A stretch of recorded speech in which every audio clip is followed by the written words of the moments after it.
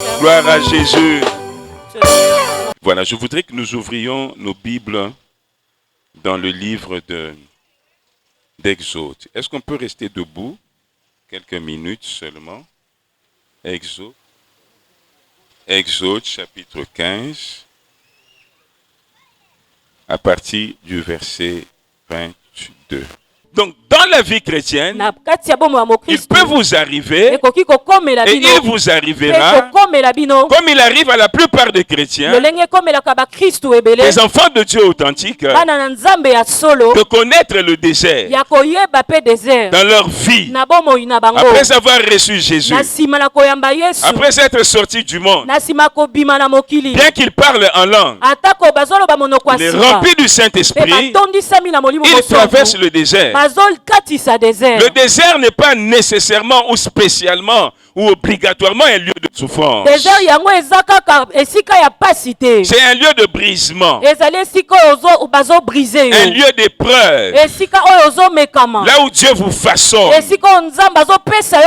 Dieu vous éprouve, il vous améliore, il brise vos mauvais caractères, votre mauvais comportement, pour vous tailler à l'image de Christ. Alors les enfants d'Israël passaient par le désert de Shur. Shur, ça veut dire un mur, un lieu fortifié, un lieu de sécurité. Donc ils étaient dans le désert, mais ils étaient en sécurité. Ils étaient protégés. C'est ça le vrai désert. Pour un enfant de Dieu, il est en sécurité. Il est gardé, il est protégé par Dieu. Amen. Bien qu'il peut connaître des moments de problèmes, il peut connaître des difficultés, mais Dieu est là. Alors les enfants d'Israël ont marché pendant 3 jours. Et ils avaient soif. Ils voulaient boire de l'eau. Amen. Sans eau, on ne peut pas vivre. Quand on a tellement soif, le corps est déshydraté. La suite, ce sera la mort. Vous perdez connaissance et vous mourrez. Et les enfants d'Israël avaient soif. Et ils regardent au loin. Ils voient une nappe d'eau. Amen. Ils voient une nappe d'eau. Ils s'avancent. Ils arrivent. Ils boivent. Et cette eau produisait l'amertume en eux. Elle était amère. Le mot hébreu pour amer veut dire qui produit l'amertume. Et l'amertume, c'est un mot qui contient plusieurs réalités. Le goût amer, tel que l'interprète est en train de le dire. Et aussi des douleurs intérieures. Un mal-être. Se sentir mal. Avoir des douleurs, sentir la souffrance. Alors, au lieu de se réjouir, au lieu d'être désaltérés, ils étaient mal à l'aise. C'était la souffrance. C'était les pleurs. C'était la déception. La déception totale. Ils ont commencé à pleurer. Ils ont dit à Moïse, mais qu'est-ce que tu nous as fait là? Il n'y a pas d'eau dans ce désert. Et l'eau que nous trouvons, nous ne pouvons pas la boire. Elle nous trouble.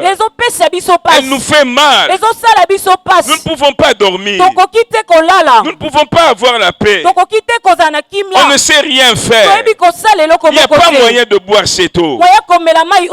Celui qui boit cette eau, il est troublé. C'était la déception.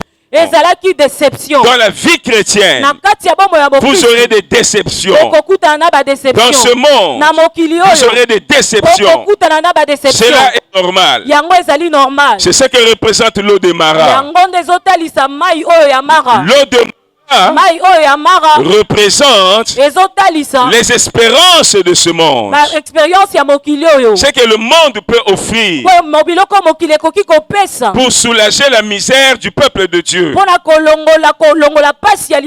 pour soulager la misère des hommes. C'est que le monde peut offrir pour donner la paix et la sécurité. Alors l'eau de Mara est là pour nous enseigner que tout ce que le monde peut offrir ne vous apportera jamais la paix et la sécurité. Amen. Amen. Plusieurs d'entre nous, nous avons des soifs, nous avons des besoins, nous avons des choses que nous voulons avoir pour être en paix, pour être heureux, pour vivre le bonheur. Mais tout ce que le monde nous offre, ça finit par nous décevoir. Tu verras quelqu'un chercher un travail, mais quand il a le travail, le salaire n'est pas suffisant. Quand il ne travaillait pas, il demandait un salaire de $300. Quand il a les $300, il se rend compte que les $300 sont insuffisants pour pouvoir à tous ses besoins. Et ainsi de suite, il va de besoin en besoin. Tu verras quelqu'un qui cherche une femme pour se marier. Finalement, il a une femme. Mais c'est la déception dans le mariage. La femme est impolie. Elle est arrogante. Elle n'aime pas suffisamment. Elle cherche que son bonheur. Parfois c'est même l'homme qui est comme ça. Elle a un mari infidèle. Elle a un mari qui l'a fait souffrir. Le mariage qu'elle désirait est devenu pour elle Mara. Beaucoup de gens sont en train de vivre Mara. Ils vivent Mara dans leur vie. Ils voulaient tellement avoir un diplôme d'université. Et il a étudié durement pour avoir son diplôme. Et il a fini les études. Et on a chanté à Longinaye. Mais il a son diplôme à la maison. Ça fait des années il est en train de vieillir avec son diplôme qui vieillit avec lui. Il n'a pas un travail. Finalement le titre académique est devenu pour lui Mara. Beaucoup de gens sont en train de vivre Mara dans leur vie. Ils sont déçus quelque part. Ce qu'ils espéraient, ils n'ont pas eu. Ce qu'ils avaient vu, ils pensaient que ça allait leur apporter la joie. Mais c'est le contraire. Ils sont déçus. Ils pleurent dans leur cœur. Ils se demandent que faire. C'est ce qui est arrivé aux enfants d'Israël. Ils ont pleuré à Moïse. Auprès de Moïse. Ils ont dit Moïse, qu'allons-nous faire? Qu'allons-nous faire? La Bible dit Moïse a crié aussi à Dieu. Et Dieu a indiqué à Moïse un bois. Un morceau de bois. C'était la solution que Dieu donnait. Et Dieu dit à Moïse, prends le morceau de bois que tu vois là. Ce morceau de bois devant lequel vous passez tous les jours. Ce morceau de bois que vous méprisez. Ce morceau de bois que vous voyez et dont vous ne connaissez pas l'importance. Il dit, Prends-le et jette-le dans l'eau. Jette-le dans l'eau et l'eau va devenir douce. Laisse-moi te dire ce soir que le morceau de bois que Dieu avait montré à Moïse, c'est la croix de Jésus. Parce qu'un morceau de bois ne peut pas assainir l'eau. Cela est scientifiquement impossible. Même si le morceau de bois a des vertus naturelles.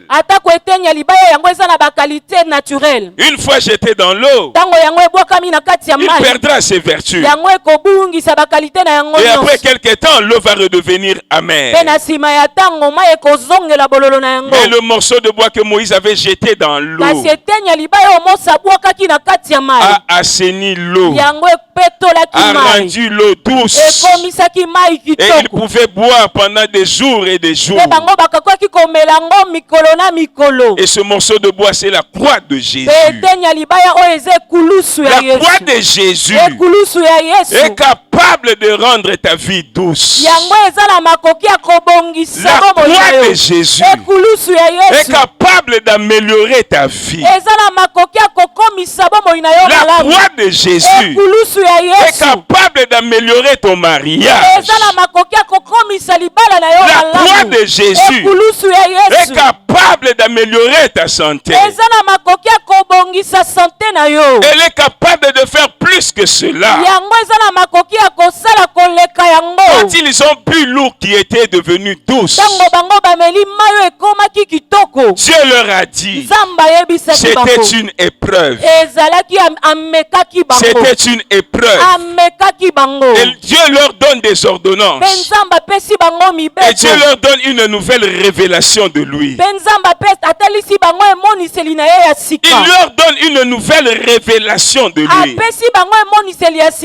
Quand il avait rencontré Moïse, il a dit à Moïse, je me suis révélé à tes pères, à Abraham, à Isaac, à Jacob, comme le Dieu Tout-Puissant. Je me suis révélé à eux comme El Shaddai, le Dieu Tout-Puissant.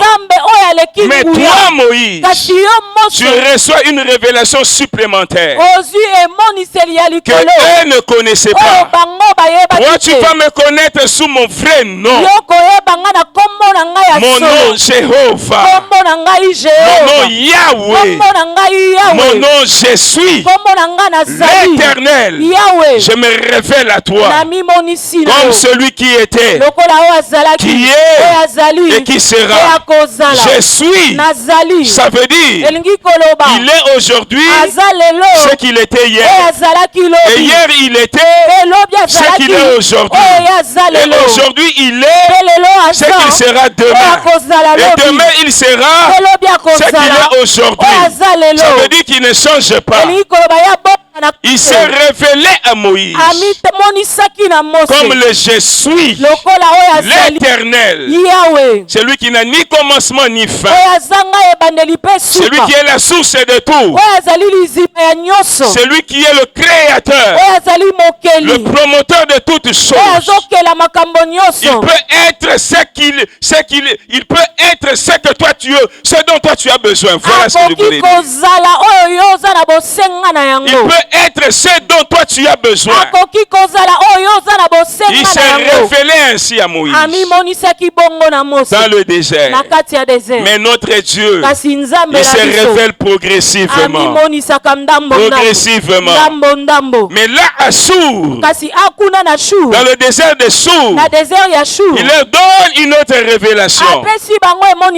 Après avoir adouci l'eau, il dit, vous voyez là, j'ai guéri l'eau, j'ai restauré l'eau, j'ai guéri l'eau. Sachez-le, mon nom est Jéhovah Rapha. Jéhovah Rapha. Ils ont reçu une révélation progressive, une révélation supplémentaire. Écoute-moi, peuple de Dieu. Chaque problème que tu vas rencontrer, n'est pas pour te tuer, mais c'est pour que tu connaisses Dieu davantage. C'est pour que tu connaisses Dieu dans une révélation dans laquelle tu ne le connaissais pas avant. C'est pourquoi je dis à quelqu'un, tu sortiras des problèmes dans lesquels tu es. Tu sortiras des problèmes dans lesquels tu es. Les problèmes qui te font pleurer ne te tueront pas. Ce sont des épreuves pour que tu connaisses Dieu dans une autre dimension. Tout ce qu'il te faut, c'est de t'attacher à Dieu. C'est de continuer à marcher avec lui. C'est d'être fidèle à Dieu. Et rester attaché à Jésus. J'ai mal dans mon cœur quand je vois des gens abandonner le Seigneur parce qu'il a rencontré Mara, parce qu'il a rencontré une difficulté, parce qu'il a été déçu par les autres. J'ai même vu des gens me dire, pasteur, je ne veux plus prier. Les pasteurs m'ont déçu, surtout les pasteurs du Congo. Laisse-moi te dire une chose, tu as raison, mais je te dis une chose, il y a aussi des bons pasteurs, il y a aussi des bons enfants de Dieu, il y a aussi des bons serviteurs de Dieu. Tu n'as pas raison de ne pas prier, tu n'as pas raison d'abandonner le Seigneur parce qu'un homme t'a déçu. La Bible dit, maudit soit celui qui se place sa confiance dans l'or. Même Jésus avait dit ceci, faites ce qu'il vous prêche, mais ne faites pas ce qu'eux ils font. Alléluia. Amen. Tu n'as pas raison d'abandonner le Seigneur.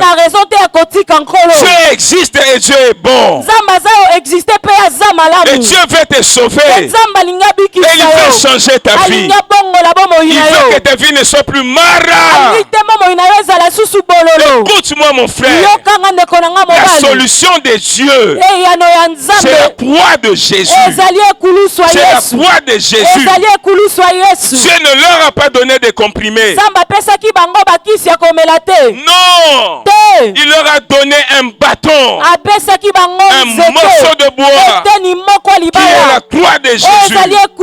Parce que la Bible dit ceci, car Dieu a tant aimé le monde, il a donné son Fils unique, afin que quiconque croira en lui, qu'il ne périsse pas, mais qu'il ait la vie éternelle.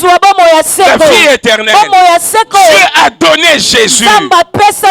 Où est-ce que Dieu a donné Jésus? À la croix. C'est pourquoi Jésus a dit, je suis venu pour donner la vie, donner ma vie en rançon pour la vie des autres, pour le salut des autres. C'est à la croix que Jésus a été le sacrifice. Il a été le don de Dieu par lequel nous pouvons être sauvés. Donc quand nous parlons de la croix, nous voyons le sacrifice de Jésus. Il y a un mystère dans le sacrifice de Jésus que chaque enfant de Dieu doit comprendre. Chaque enfant de Dieu doit comprendre. Jésus n'est pas mort pour jouer. Jésus n'est pas mort pour lui-même. Jésus est Dieu. Il est le Fils de Dieu. La manifestation du Dieu invisible. Le reflet de Dieu.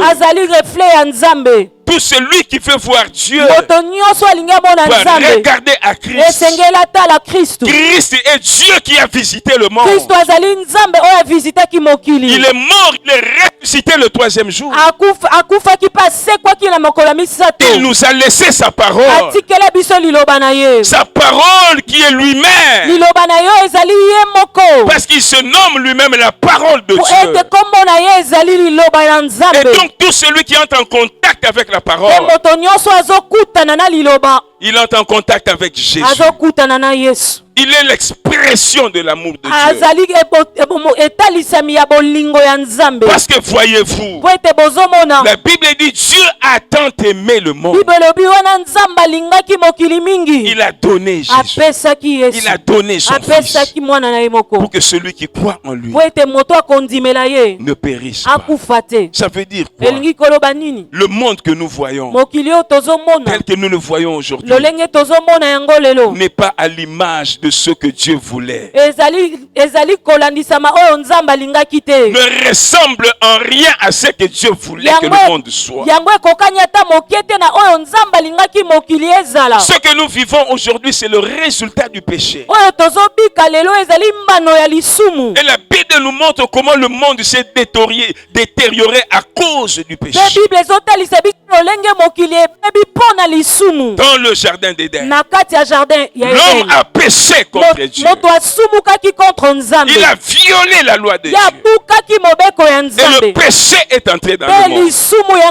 Le péché est entré dans l'homme. Le péché a corrompu l'homme. La malédiction est entrée dans les mondes. Dieu n'a pas maudit l'homme, mais il a maudit la terre. Ça veut dire le régime de l'homme était maudit. Il marche sur une terre maudite. Il boit une eau maudite. Il respire un air maudit. Il est dans un environnement maudit à cause du péché. À cause du péché, la malédiction est entrée. Et l'homme a été placé sous la domination de Satan. Il est devenu esclave de Satan. C'est là où les sorciers ont eu un pouvoir sur l'homme. Dieu n'est pas la cause des problèmes que nous connaissons. Je connais des gens qui sont fâchés contre Dieu. Ils font un procès à Dieu. Ils disent je ne prierai pas parce que Dieu voit ma vie, mais il ne fait rien. Je suis venu te dire une chose. Dieu a déjà donné la solution. La solution, c'est la croix de Jésus. Et ce soir, je voudrais ramener tes yeux à la solution de Dieu. Je voudrais ramener ton cœur à la solution de Dieu. Et si tu peux prendre la solution de Dieu, le marais de ta vie sera transformé. Et ta vie va redevenir agréable. Et tu auras la joie de vivre. Et tu auras une raison pour vivre. Tu auras une raison de vivre. Alléluia. Amen. En plus de cela, il y avait la mort éternelle qu'on appelle l'enfer. La vie loin de la gloire de Dieu. Ce sont là d'une manière ramassées les 4 conséquences du péché d'Adam dans le jardin d'Éden. Et la Bible dit Dieu aime le monde. Ça veut dire quand Dieu voit tout ce qui se passe dans le monde, comment les sorciers détruisent les vies des gens, comment les occultistes détruisent les vies des gens, comment le péché détruit les vies des gens. J'ai mal dans mon pays, le Congo. Parfois quand je vois ce phénomène Kuluna, ça me fait mal. Tu vois des jeunes hommes qui sont beaux, qui sont forts, qui ont de l'énergie à revendre, qui ont de l'énergie qu'on peut capitaliser pour construire des routes, pour travailler, pour bâtir notre nation. Quand je les vois se livrer à des actes de criminalité, ça fait mal. Ce sont les conséquences du péché. Et Dieu n'a pas abandonné le Congo, mais c'est nous qui avons abandonné Dieu. C'est nous qui avons mis de côté la solution de Dieu. La solution de Dieu, qui est la croix de Jésus, est notée ceci. Après avoir jeté le bâton dans l'eau, après avoir assaini l'eau avec le bois, Dieu leur dit, voici mes ordonnances. Marchez dans mes ordonnances. Marchez dans mes ordonnances. Je ne vous frapperai pas comme je frappais les Égyptiens. Marchez dans mes ordonnances. Je suis l'Éternel qui guérit. Je peux guérir la nation. Je peux guérir notre nation. Mais est-ce que nous marchons selon les ordonnances? Quand les voleurs sont au sommet de l'État, quand la corruption est au sommet de l'État, comment voulez-vous que Dieu guérisse la nation? Quand la corruption est partout, les maisons sont bâties avec l'argent de la corruption. Le PIB augmente. Le PIB augmente, la production augmente, mais la distribution n'est pas équitable. La distribution n'est pas juste. Le peuple pleure, le peuple souffre. Il n'y a qu'une caste de gens, une catégorie de gens qui s'enrichissent. Il n'y a que eux qui bâtissent de belles maisons. Il n'y a que eux qui se donnent de bons salaires. Mais l'huissier et le fonctionnaire souffrent. Comment voulez-vous que Mara cesse? Comment voulez-vous que ces choses s'arrêtent? Marchons sur les ordonnances du Seigneur. Marchons sur les ordonnances du Seigneur. Je ne demande pas à tout le monde de devenir chrétien. Je ne demande pas à toutes les autorités de devenir chrétiens. Mais de respecter l'ordre public. De respecter le bien public. De marcher dans l'amour. De marcher dans la charité, d'aimer son prochain, de donner à son prochain son dû, de donner aux travailleurs son dû. C'est ça que Dieu demande. C'est l'amour. Dieu dit, je suis l'Éternel qui guérit. Je suis l'Éternel qui guérit. C'est pourquoi je parle à quelqu'un. Ce soir, Jéhovah Rapha va te guérir. Si tu peux seulement regarder à la croix de Jésus. La maladie qui t'a dérangé tant d'années va guérir ce soir. Parce qu'il a dit à Moïse, mon nom est Jésus. Mon nom est Jésus. Je suis. Ça veut dire je suis l'Éternel. Je ne change pas. Hier je suis. Aujourd'hui je suis. Demain je suis. Je suis le même. Hier, aujourd'hui, éternellement. Si hier il avait guéri l'eau de Mara, aujourd'hui il va guérir ton mariage. Si hier il avait guéri l'eau de Mara, aujourd'hui il va guérir tes affaires. Si il peut guérir tes affaires. Si tu peux faire tes affaires en suivant les ordonnances de Dieu, être correct là où tu vends, être correct là où tu vends, mettre le prix qui convient que tu dois mettre, avoir un bénéfice autorisé légal. Dieu va guérir notre nation. Si on peut arrêter de frauder la douane, de frauder les impôts, de frauder, Dieu va guérir notre nation. Le Congo ne peut pas manquer d'argent. C'est la corruption qui nous tue. Dieu est capable de nous guérir. Si nous regardons la croix de Jésus et nous marchons selon les ordonnances de Dieu. Les ordonnances de Dieu. C'est pourquoi j'ai dit à quelqu'un, prends la croix de Jésus. Prends la croix de Jésus. Mets-la dans ta vie. C'est par là que je vais terminer.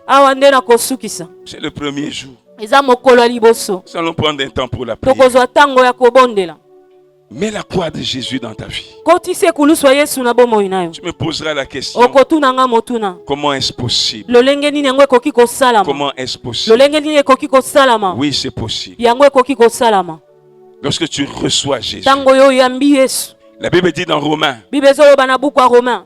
Si tu crois dans ton cœur, et tu confesses de ta bouche le Seigneur Jésus, si tu crois que Dieu l'a ressuscité, ça veut dire si tu crois qu'il est mort pour toi, qu'il est ressuscité pour toi, la puissance de la croix de Jésus va travailler dans ta vie.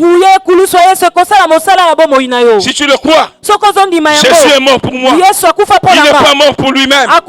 Il est mort pour mes péchés. Il est mort pour mes malédictions. Il est mort pour mes souffrances. La gloire de Jésus va travailler dans ta vie. Va travailler dans ta vie. Parce que à la croix, Jésus est mort pour toi. Il est mort pour tes péchés. Pour que tu ne souffres plus à cause de tes péchés. Pourvu que tu prennes la résolution de commencer une nouvelle vie en marchant avec Dieu.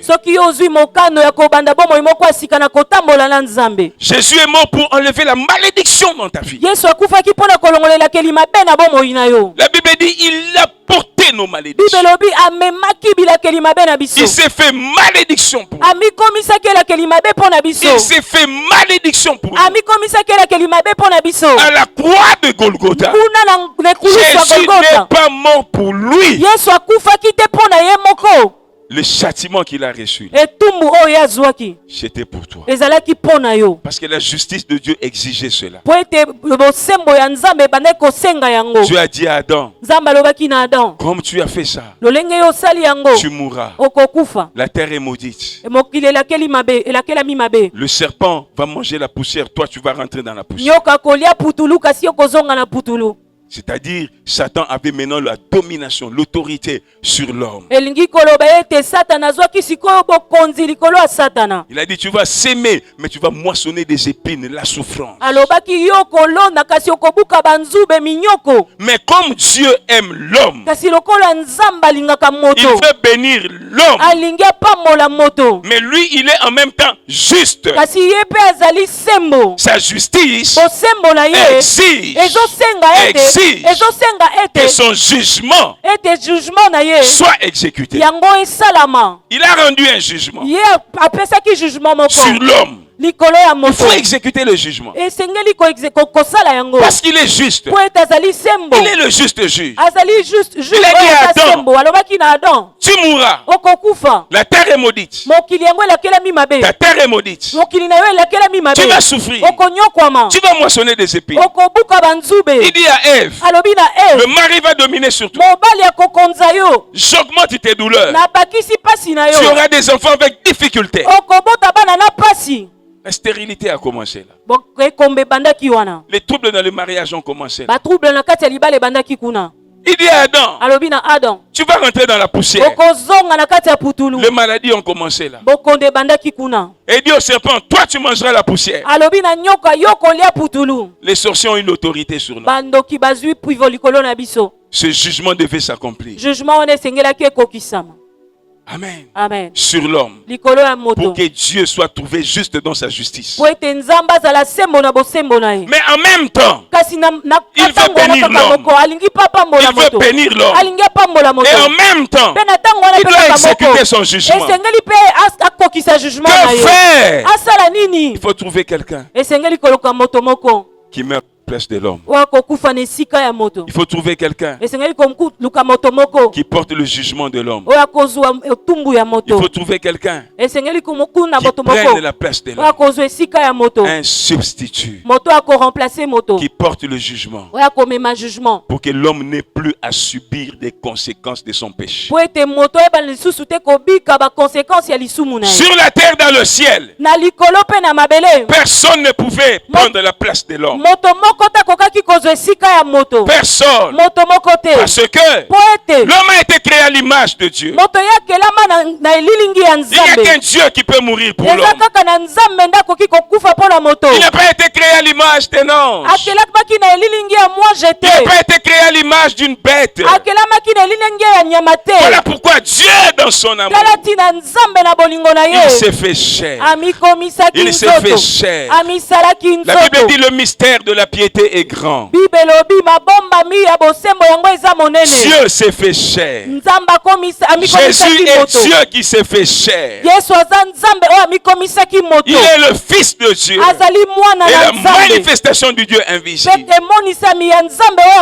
Dieu s'est fait chair pour porter le jugement, pour porter les malédictions, pour porter les souffrances, pour porter les déceptions à la place de l'homme, pour que l'homme vive la paix, pour que l'homme vive la joie, pour que l'homme vive le bonheur.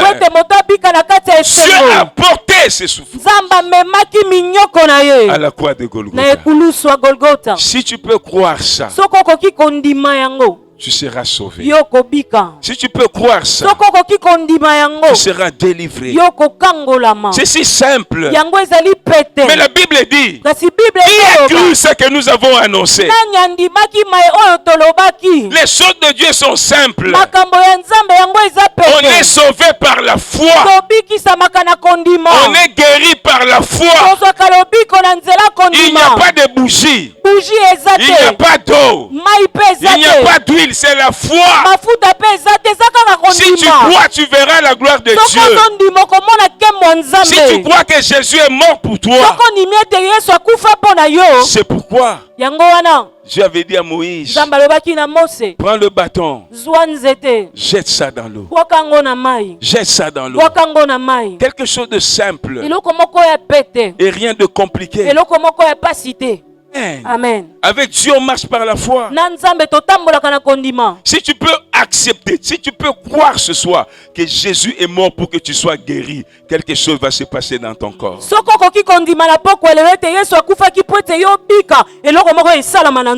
peux croire ce soir que Jésus est mort pour que tu sois délivré des malédictions, quelque chose va se passer ce soir.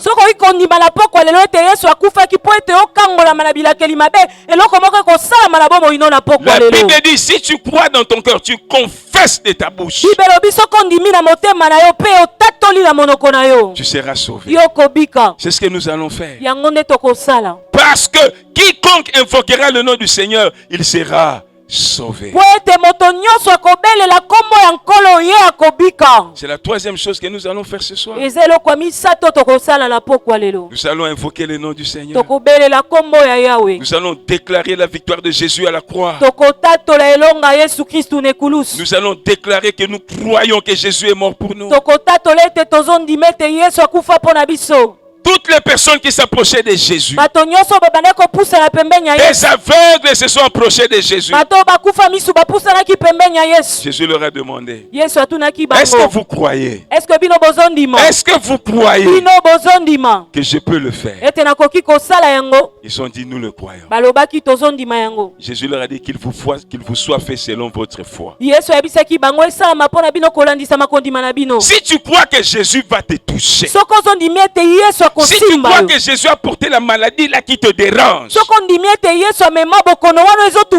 crois que Jésus est mort pour que tu quittes les malédictions de famille, ta vie ne sera plus mara, ta vie sera une vie agréable. Les larmes vont quitter ta vie, les déceptions vont quitter ta vie, et la victoire va marcher avec toi.